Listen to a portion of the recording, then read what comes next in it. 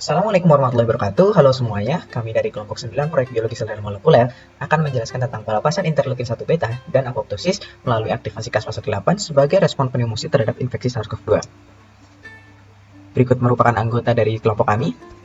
Pada presentasi kali ini akan dijelaskan terlebih dahulu pendahuluan, lalu metodologi, hasil pembahasan, dan terakhir kesimpulan.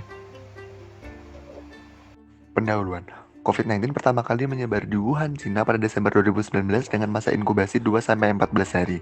Penderitanya akan mengalami kerusakan alveolus, pneumonia, dan badai sitokin dengan fatality rate mencapai 2-3%. SARS-CoV-2 akan menyebabkan respon seluler berupa apoptosis dan juga inflamasi. Penelitian mengenai apoptosis dan respon inflamasi pada sel epitel paru-paru yang diinduksi oleh SARS-CoV-2 perlu dilakukan untuk melihat respon seluler sel dan juga dapat menjadi petunjuk untuk menemukan obat dan cara menangani pasien COVID-19. Virus ini memiliki 4 protein struktural utama, yaitu ada S, E, M, dan N. Virus ini menginfeksi sel epitel paru-paru, terutama pada sel AT2 yang berperan sebagai penghasil surfaktan untuk mengurangi tegangan permukaan dan mempertahankan bentuk dari AT1. Respon seluler yang akan dibahas pada presentasi ini adalah apoptosis dan inflamasi. Apoptosis merupakan kematian sel terprogram dan umumnya ditandai dengan adanya aktivitas tumor necrosis factor, nuclear factor, dan caspase. Sedangkan inflamasi umumnya ditandai dengan pelepasan beberapa jenis interleukin dan interferon. Pada SARS-CoV-2, beberapa jurnal mengatakan bahwa faktor virulensinya menginduksi apoptosis jalur ekstrinsik, yaitu ditandai dengan keberadaan aktivitas caspase 8 serta respons inflamasi sitokin storm atau badai sitokin, terutama oleh interleukin 1 beta. Kedua jenis respons ini dapat menjadi target obat untuk didisrupsi sehingga meminimalkan terjadinya apoptosis dan sitokin storm. Kemudian, berikut merupakan jalur apoptosis secara umum. Dalam kasus ini, kami melihat jalur ekstrinsik yang dimediasi oleh aktivasi caspase 8 yang juga berhubungan dengan pelepasan interleukin 1 beta. Gambar ini diambil dari database interaksi protein di KIGG, memperlihatkan jalur apoptosis dan respons inflamasi. Interleukin 1 beta dan TNF-alpha akan mengarah pada apoptosis dan inflamasi lebih lanjut, serta adanya positive feedback produksi kedua faktor tersebut memungkinkan terjadinya amplifikasi respons yang berujung pada disfungsi suatu organ, terutama paru-paru. Oke, selanjutnya tujuan yang menjadi acuan penelitian kami adalah yang pertama, menentukan respons apoptosis melalui jalur ekstrinsik, yang kedua adalah menentukan respons pelepasan interleukin 1 beta, dan yang ketiga adalah menentukan kandidat obat. Oke, selanjutnya hipotesis dari penelitian ini adalah faktor virulensi yang dimiliki oleh SARS-CoV-2 itu dapat menginduksi teraktivasinya pathway apoptosis jalur ekstrinsik melalui caspase 8 dan caspase 3, serta mengakibatkan produksi interleukin 1 beta oleh caspase 8. Nah, oleh karena itu, pathway ini dapat menjadi target untuk menentukan kandidat obat yang potensial untuk mencegah kerusakan paru-paru dengan mencegah proses aktivasi apoptosis sel. Masuk ke bagian kedua, yaitu metodologi penelitian. Berikut adalah material yang digunakan dalam penelitian ini. Yang pertama adalah spesimen berupa mencet model HFH4-HC2 serta jaringan paru postmortem pasien COVID-19. Yang kedua adalah cell lines yaitu Calu3, Vero dan Vero 6 dan juga THP1. Yang ketiga adalah virus berupa isolat SARS-CoV-2.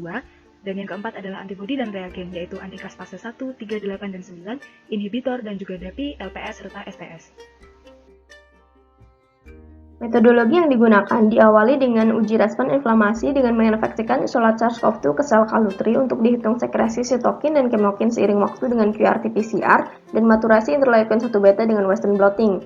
Digunakan pelakuan virus inaktif dan MLN120B untuk mengetahui ketergantungan respon inflamasi terhadap replikasi virus. Kemudian ingin diketahui dependensi sekresi interleukin 1 beta terhadap caspase 1 dan NLRP3 inflamasom, sehingga dilakukan uji sel Calu3 yang diberi perlakuan inhibitor caspase 1 dan NLRP3, kemudian dihitung sekresi interleukin 1 beta serta prointerleukin 1 beta. Hipotesis dependensi terhadap caspase 8 diuji dengan mengukur tingkat TBID serta perlakuan inhibitor caspase, transfeksi siRNA, kotransfeksi plasmid caspase 1, 8 atau 3 dengan plasmid interleukin 1 beta yang kemudian diberi inhibitor caspase 8 untuk mengukur tingkat prointerleukin 1 beta. Selanjutnya, pathway yang berkaitan dengan sekresi interleukin 1 beta diuji dengan mengukur tingkat PMLKL dan prointerleukin 1 beta saat ada dan tidak ada inhibitor. Pengaruh aktivasi caspase 8 terhadap apoptosis diuji dengan berbagai perlakuan berikut yang kemudian dianalisis tunnel dan DAPI untuk mengetahui tingkat apoptosis sel dan Western blotting untuk mengetahui caspase yang teraktivasi serta keberadaan PARP1 dan TBID. Selanjutnya dilakukan analisis keberadaan respon inflamasi dan apoptosis pada mencit model HFH4-HICE2 yang diinfeksi virus isolat intranasal dan jaringan paru postmortem pasien COVID-19 melalui uji tunnel, DAPI, imunohistokimia, dan keberadaan antibodi interleukin 1 beta.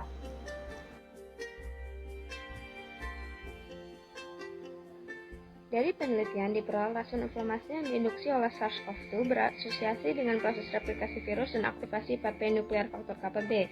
Tampak pada grafik bahwa sel yang didedahkan virus inaktif menunjukkan ekspresi protein-protein inflamasi seperti interleukin 1 beta dan TNF yang rendah. Berarti dibutuhkan virus yang aktif bereplikasi untuk menginduksi respon inflamasi. Selain itu, ditemukan bahwa caspase 8 memiliki situs katalitik yang sama dengan caspase 1, sehingga memungkinkan caspase 8 untuk mengaktifasi interleukin 1 beta yang dibuktikan dengan tidak terpengaruhnya tingkat konversi pro-interleukin 1 beta menjadi bentuk aktifnya, meski caspase 1 diinhibisi, serta melalui terinduksinya aktivasi caspase 8 ketika sel terinfeksi oleh SARS-CoV-2. SARS-CoV-2 juga dapat menginduksi nekroptosis melalui jalur reseptor RIPK3 dan MLKL yang mengarah kepada sekresi sitokin inflamasi termasuk interleukin 1 beta. Dibuktikan melalui perlakuan inhibitor RIPK3 dan PMLKL menyebabkan reduksi jumlah sekresi interleukin 1 beta serta RIPK3 yang terfosforisasi akan menginisiasi nekroptosis. Lalu, pada hasil pengamatan berikut, teramati tingkat apoptosis yang tinggi pada sel yang terinfeksi SARS-CoV-2 dan STS sebagai kontrol positif, yang terindikasi dari pewarnaan tunnel yang ditandai dengan warna hijau dan DAPI pada pewarnaan dengan warna biru. Selain itu, pada analisis Western blotting juga kita bisa amati terdapat aktivasi caspase dan protein PRRT1 yang merupakan indikasi terjadi replikasi virus secara aktif pada sel yang terinfeksi. Berikutnya, perlakuan infeksi SARS-CoV-2 pada sel paru tikus teramati adanya apoptosis pada pneumosit yang ditunjukkan dari pewarnaan protein NP. Selain itu, adanya respon inflamasi juga ditunjukkan oleh pewarnaan protein IL-1 beta, serta nekroptosis yang terindikasi dari pewarnaan PMLKL. Nah, jika dibandingkan dengan hasil pewarnaan protein IL-1 beta dan PMLKL pada sel paru postmortem manusia, kita dapat perhatikan adanya tingkat nekroptosis yang sangat tinggi sejalan dengan adanya respon inflamasi yang juga sangat tinggi. Reaksi inflamasi pada sel paru manusia yang terinfeksi SARS-CoV-2 ini juga ditandai dengan adanya agregasi dan infiltrasi sel akibat inflamasi interstisial akut, adanya debris sel nekrotik, pembentukan fibrosis dini, serta adanya reaksi pendarahan yang berlebihan akibat adanya hiperinflamasi. Pertanyaannya, bagaimana tubuh dapat memberikan respon apoptosis terhadap virus SARS-CoV-2? Jadi, seperti yang telah disampaikan sebelumnya, apoptosis dari SARS-CoV-2 ini lebih dipengaruhi oleh jalur ekstrinsik, di mana terjadi konversi dari procaspase 8 menjadi caspase 3 yang akan memicu reaksi apoptosis, serta pembentukan faktor inflamasi pro-IL-1 beta.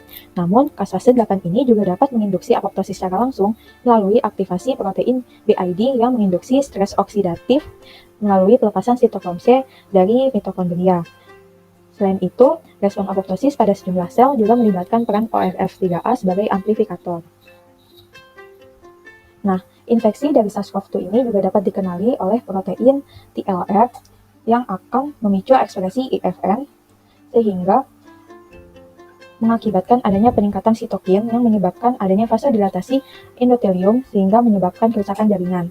Inflamasi pada endotelium ini akan memicu sel-sel imun bertumpuk pada area tersebut sehingga menyebabkan adanya kegagalan pernapasan. Sel tetangga yang tidak terinfeksi juga dapat terinfeksi dan mengalami apoptosis melalui mekanisme signaling paraktin. Berdasarkan mekanisme tersebut, berikut ini merupakan strategi terapeutik dalam menangani SARS-CoV-2. Pertama, melalui mekanisme IL-1 beta, di mana terdiri dari blocking IL-1R, misalnya dari anakinra, dan inhibisi ekspresi IL-1 beta, misalnya melalui kloroquine dan hidrokloroquine, serta melalui mekanisme caspase 8, yang merupakan inhibisi aktivasi caspase, terutama caspase 8, melalui senyawa turunan fluorometil keton atau FMK. Baik, berikut merupakan kesimpulan dari penelitian kecil kami. Jadi, berdasarkan beberapa jurnal acuan yang telah dibahas, diketahui bahwa faktor virulensi yang dimiliki oleh SARS-CoV-2 dapat menginduksi teraktivasinya pathway apoptosis jalur ekstrinsik melalui aktivasi caspase 8 dan mengakibatkan respon inflamasi yang berujung pada pelepasan interleukin 1 beta melalui serangkaian jalur yang melibatkan beberapa protein lain seperti tumor necrosis factor dan nuclear factor pada pneumosit. Salah satu faktor virulensi yang diduga kuat menginduksi respon seluler ini adalah protein accessory yang dimiliki oleh SARS-CoV-2, yakni ORF3A. Beberapa senyawa sintetik tengah dikembangkan untuk meminimalkan kerusakan paru-paru melalui inhibisi terinduksinya jalur tersebut. Di antaranya adalah dengan menargetkan aktivasi caspase, terutama caspase 8, dan inhibisi produksi interleukin 1 beta. Contoh senyawa kandidat terapeutik di antaranya adalah anakinra, chloroquinone, dan IgD-FMK. Berikut merupakan daftar referensi dan publikasi yang kami gunakan selama studi literatur. Mungkin sekian presentasi dari kami, kurang dan lebihnya kami mohon maaf. Terima kasih banyak.